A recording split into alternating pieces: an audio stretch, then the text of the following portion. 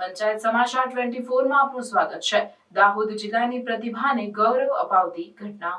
STM quiz 3.0 zonal level round Navratna university વડોદરામાં સફળતાપૂર્વક યોજાયો, જેમાં દાહોદ, વડોદરા, પંચમહાલ, નર્મદા અને છોટાઉદેપુર જેવા વિવિધ જિલ્લાઓમાંથી અંદાજે 400 થી 500 વિદ્યાર્થીઓએ ભાગ લીધો। દાહોદ જિલ્લાની પ્રતિભાને ગૌરવ અપાવતી ઘટના બની, જેમાં દાહોદના લિટલ ફ્લાવર સ્કૂલના યશ લાલવાણીએ પ્રથમ સ્થાન પ્રાપ્ત કર્યું અને સેન્ટ સ્ટીફન્સ હાઈસ્કૂલ દાહોદના અઝીમ અદા દ્વિતીય સ્થાન ઉપર રનર્સઅપ રહ્યા।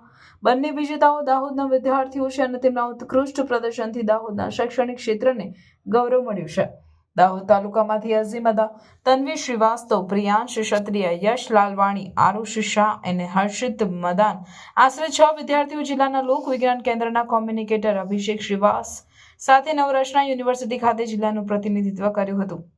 ખાસ કરીને દાહોદ જિલ્લાને ગૌરવ અપાવતી વાત એ છે કે પ્રથમ અને દ્વિતીય સ્થાન બંને દાહોદના વિદ્યાર્થીઓએ હાંસલ કર્યું છે।